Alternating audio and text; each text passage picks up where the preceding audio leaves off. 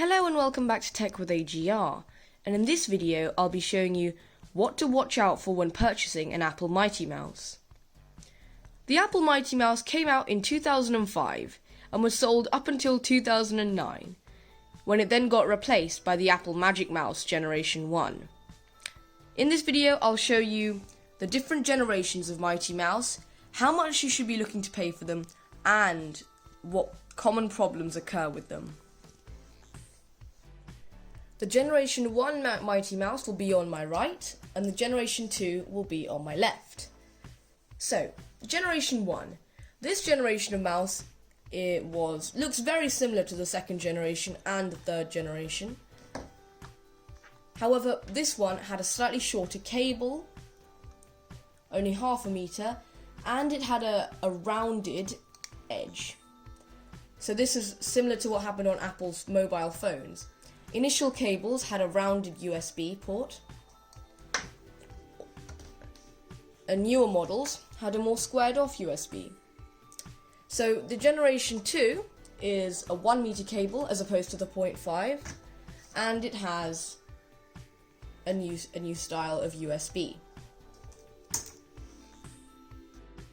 The third generation of the Mighty Mouse was, well, I say third generation, it was more of an iteration. It looked extremely similar to this Mighty Mouse, however it was a wireless version.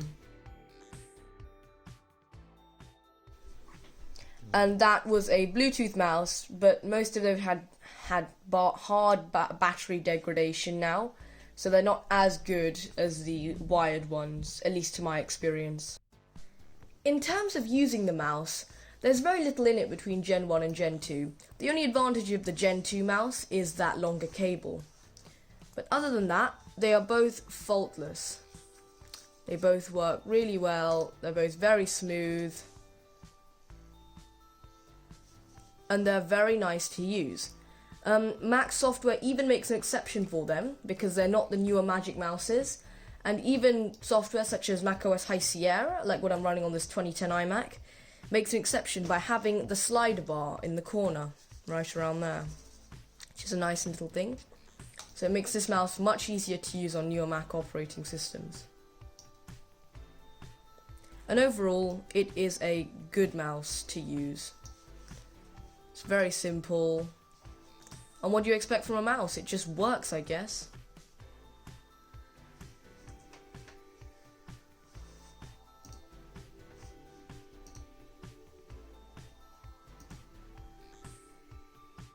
Now on to common faults with the Mighty Mouse, and what you should be expecting to pay for one.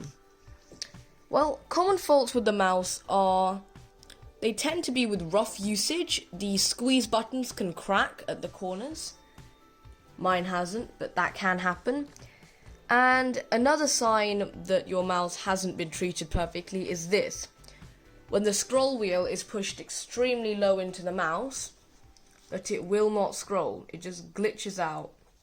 And that is because the scroll wheel has been pushed so far down, the mouse just can't communicate properly. On the Gen 2 I don't have this problem. However, on the Gen 2 I do have another problem, which is, did you hear that? If the mouse has been used in a very rough manner, it can lead to a very clacky sound, and it's not as nice to use. For instance, if I try and click it,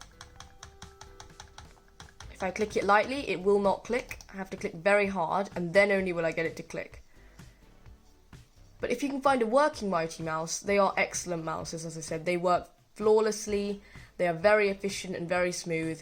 None of these mouses have any issues with tracking at all, no glitches. They move around the screen very well, very free-flowing. The only thing is they do not work on any surface. They do require a mouse mat of some sort underneath them to work. But other than that, and other than those small problems being the cracking squeeze buttons, the stuck trackball, and the unwanted clackiness, both of them the mice have very few problems. Now on to how much you should be expected to pay for these mice. Well, on average, the Gen 1 in whatever condition tends to be about £3 cheaper than the Gen 2. But both of them are great mice, especially if you're plugging them into a wired keyboard. The only time you'll find that cable an issue is if you're plugging directly into the back of your Mac, or the side of your Mac if you're using a MacBook. So for a poor condition of the Gen 1 Mighty Mouse, you should be expecting to pay anywhere from £10 to £12, and for a decent condition one, you should be looking to pay anywhere from £15 to £20. Any more than that, and I think you're getting ripped off here, because unless it's a fantastically shiny new mouse, it's probably not going to be as good as you think it is. Moving on to the Gen 2, and this mouse is about £3 cheaper, so you should be expecting to spend about £13 to £15 on a poor condition one, and about £15 to £25 on a decent to good condition one.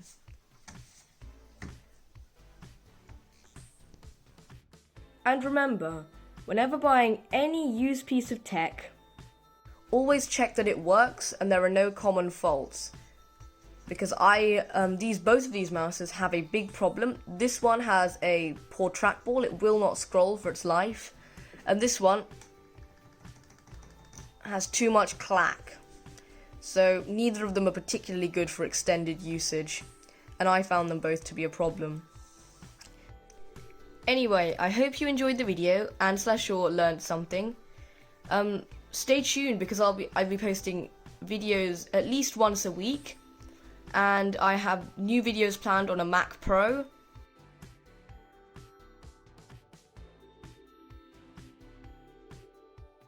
So stay tuned for that. If you liked what you saw, please subscribe, like, and hit that bell so you don't miss any of my future content. And thanks a lot for watching, and I'll see you next time.